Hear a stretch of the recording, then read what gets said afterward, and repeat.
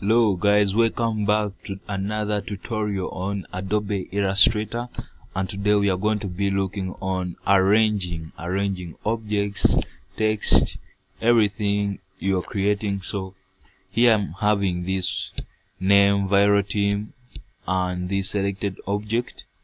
I gave it yellow. So imagine I want to press this text on top of this, but as you can see, when I put it, it disappears. So I'll first carry again this and put it aside. So to do this, we are going to use what they call the arrange function. So when I click my text, I carry it here. I will then right click on the object, I come to arrange, and I click here bring to front, or you can use this shortcut.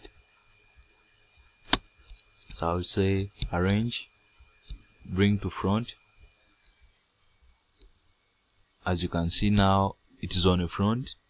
If you want to send it in the back, again you right click, arrange, send to back.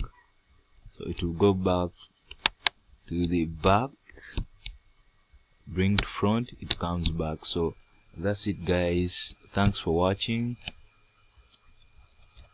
Please subscribe on the channel and share this video. Bye bye.